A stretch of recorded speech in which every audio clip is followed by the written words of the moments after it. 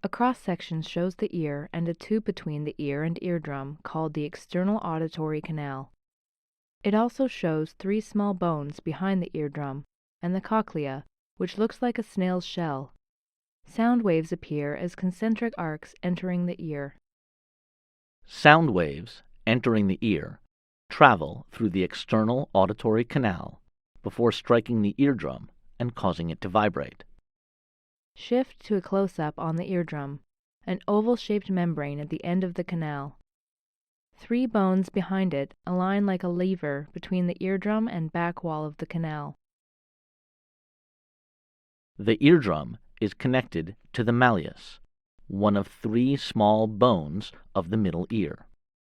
Also called the hammer, it transmits sound vibrations to the incus, which passes them to the stapes. As sound waves strike the eardrum, the bones rock back and forth while the camera pans back to include the cochlea. The stapes pushes in and out against the structure called the oval window.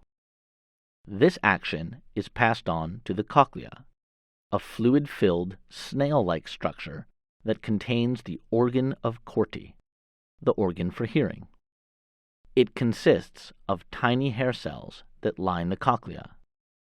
These cells translate vibrations into electrical impulses that are carried to the brain by sensory nerves. For a better view, the cochlea unwinds and rotates one end toward the camera for a close-up on a cross-section. There are three channels, a canal on top and bottom and a midsection with a channel on the left and an edge-on view of the organ of Corti on the right. In this cut view, you can see the organ of Corti with its 4 rows of hair cells. There is an inner row on the left and 3 outer rows on the right. The cylinder rotates back to the left, showing the entire length of the cochlea.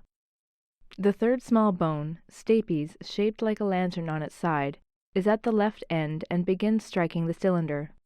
A line down the middle moves in waves. Let's watch this process in action. First, the stapes rocks against the oval window. This transmits waves of sound through the cochlear fluid, sending the organ of Corti into motion. Fibers near the upper end of the cochlea resonate to lower frequency sound. Those near the oval window respond to higher frequencies.